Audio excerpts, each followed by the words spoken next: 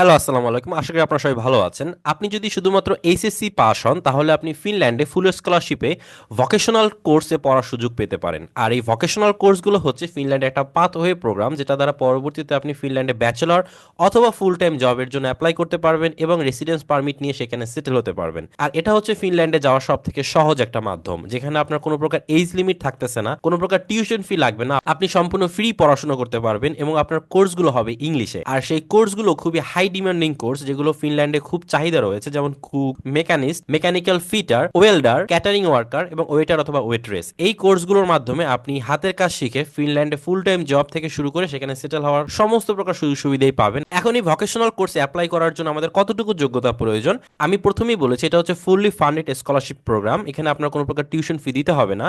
আর এটার এলিজিবিলিটির জন্য আপনাকে ডুওলিঙ্গোতে শুধুমাত্র 85 পয়েন্ট থাকলেই হবে।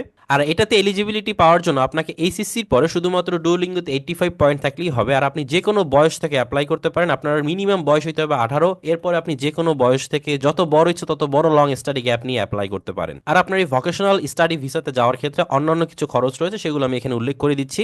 আপনার অ্যাপ্লিকেশন এক্ষেত্রে ইনিশিয়ালি ফ্রি, আপনাকে কোনো পে করতে হবে না। যখন আপনি অ্যাপ্লাই করবেন, আপনার যদি অফার লেটার না আসে, আপনাকে কোনো প্রকার কোনো টাকা পয়সা পে করতে হবে না।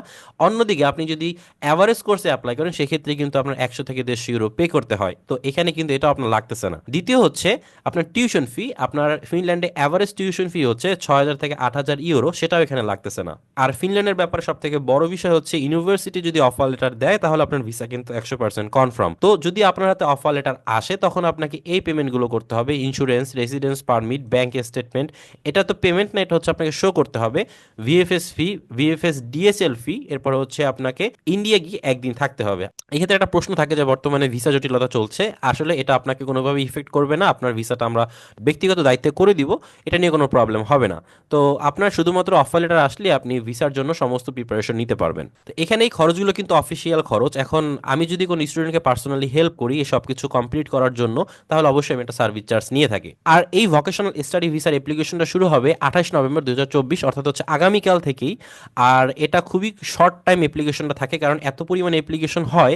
তাই প্রথম দিকে অ্যাপ্লিকেশন করতে না পারলে আসলে অ্যাপ্লিকেশনটা অ্যাকসেপ্ট হওয়া অথবা অ্যাপ্লিকেশন করতে পারার চান্সটা কমে যায়। আর আপনাদের ইনটেক শুরু হবে সেপ্টেম্বর 2025 সাল থেকে। তাই সর্বশেষ হচ্ছে, আপনার কাছে যদি এইচএসসি সার্টিফিকেট এবং ডুওলিঙ্গোতে 85 পয়েন্ট থাকে, তাহলে কিন্তু আপনি এই ভিসার জন্য এলিজেবল। আর আপনার অ্যাপ্লিকেশন অথবা ভিসা রিলেটেড কোনো সার্ভিসের জন্য আমাকে ইনবক্সে নক করতে পারেন।